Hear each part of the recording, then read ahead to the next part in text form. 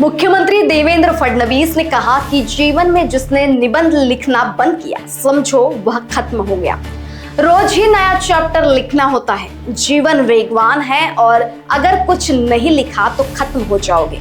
जब से सीएम बना हूं राज्य के विकास का निबंध रोज लिखता हूं। वे स्वागत लॉन में आयोजित तर्री पोहा विद देवा भाऊ अनौपचारिक गप्पा कार्यक्रम के सवालों का जवाब दे रहे थे। अभिनेत्री स्पृहा जोशी और हास्य कलाकार भारत गणेशपुरे ने उनसे व्यक्तिगत जीवन से लेकर राजनीतिक जीवन पर, परिवार से लेकर समाज सेवा संबंधित अनेक प्रश्न पूछे।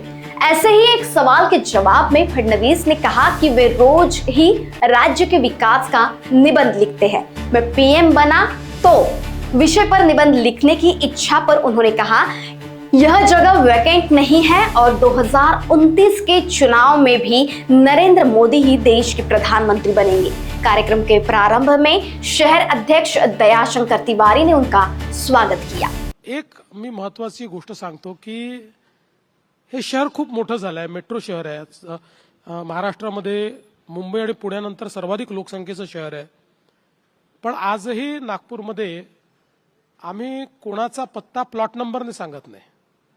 आजही आम्हाला माणसं माहिती आहेत।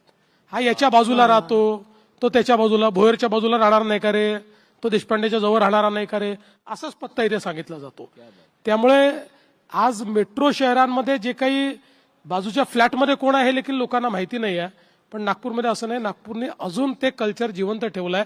सगळ्यांना सगळे माहिती आहे तिथे। वा सर, पण म्हणजे खऱ्या अर्थाने तुम्ही मनाने अजून नागपूरकरच आहात, मुंबईकर काही झालेला नाही।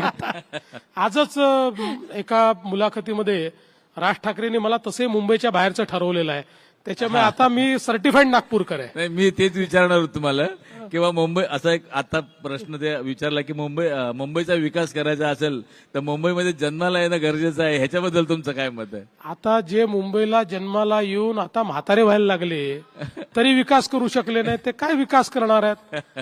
जो काही विकास बघा, एक गोष्ट तर मान्य करावी लागेल, मुंबईच्या विकासामध्ये पहिलं नाव कोणाचं घेतलं जात असेल तर ते नितीन गडकरींचं घेतलं जातं, ज्यांनी 55 उड्डाणपूल तयार केले, वरई बांद्रा सीलिंग तयार केली।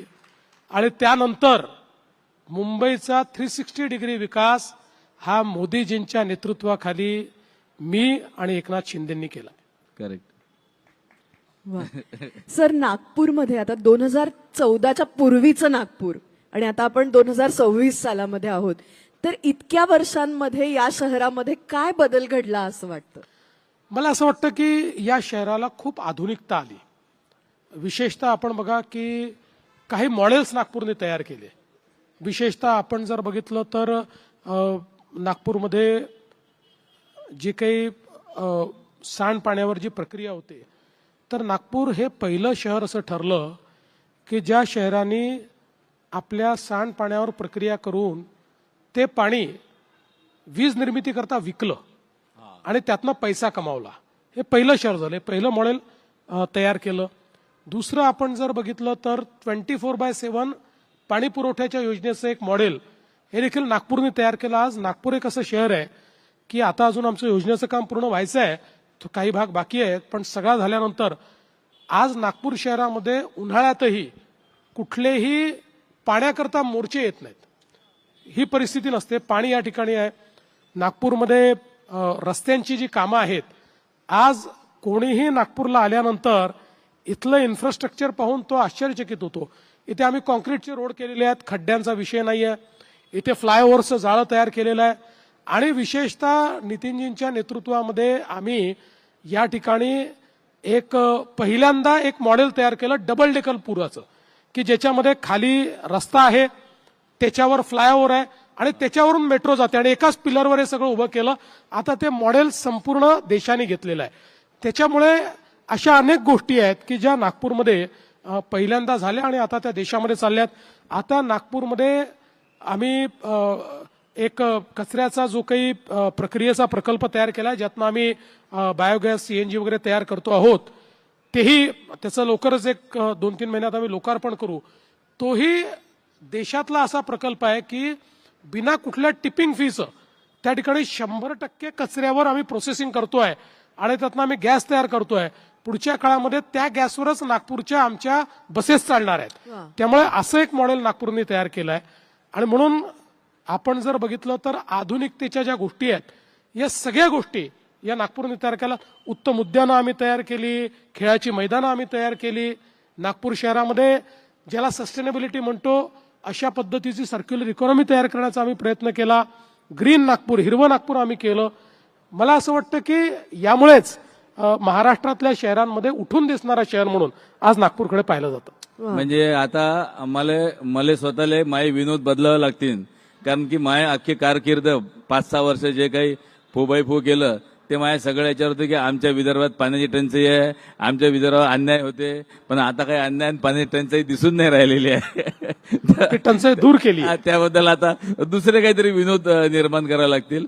पण साहेब, आम्ही असं ऐकलं की तुम्ही एक नवीन नागपूर वसवत आहात. म्हणजे मुंबईत राहून काय MMR रिजन इकडे सुरू करणार का काय? नाही, ऍक्च्युली मी मागच्या काळात जेव्हा महाराष्ट्राचा मुख्यमंत्री झालो त्यावेळी मी हा निर्णय केला की जी महानगराची क्षेत्र आहेत, काय होतं की शहराची हद्द संपल्यानंतर अर्बनायझेशन रॅपिड होत असतं, पण त्याला कंट्रोल करणारी, त्याला नियमित करणारं, त्याचं प्लॅनिंग करणारं असं काहीच नसतं. MMRDA त्याकरताच तयार झालं. आणि म्हणून मी मुख्यमंत्री असताना नागपूरकरता NMRDA, पुण्याकरता PMRDA, Nashik metropolitan development authority आणि संभाजीनगर करता एक अशा डेव्हलपमेंट अथॉरिटी तयार केल्या.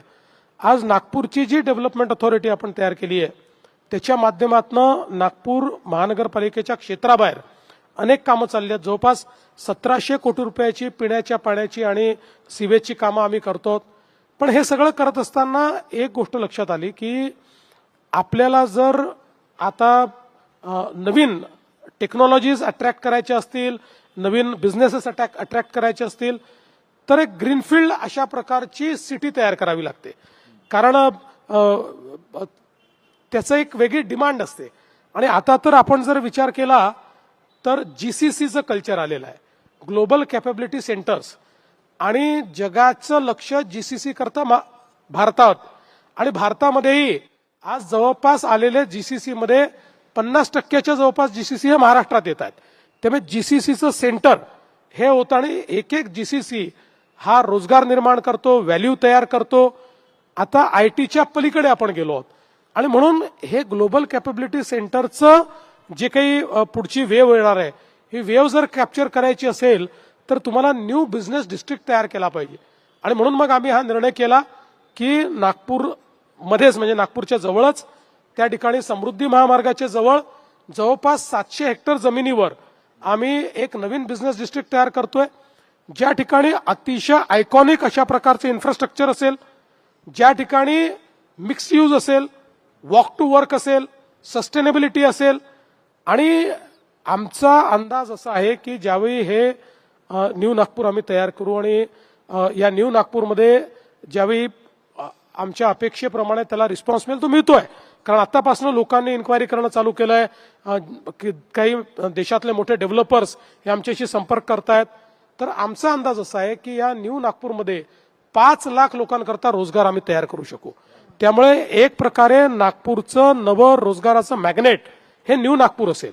आणि याच्यासोबत आम्ही एक अजून नागपूरला आउटर रिंग रोड तयार करतोय की ज्यातनं एक प्रकारे हा नवीन नागपूर आणि ओव्हरऑल सगळी कनेक्टिव्हिटी अशा पद्धतीनं नागपूरचा विकास, म्हणजे आता जो एक रिंग रोड आम्ही तयार केलाय, त्यानंतर एक आउटर रिंग रोड तयार केलाय, त्या आउटर रिंग रोडच्या पलीकडचाही भाग जो आहे हा नियमित राहायला पाहिजे.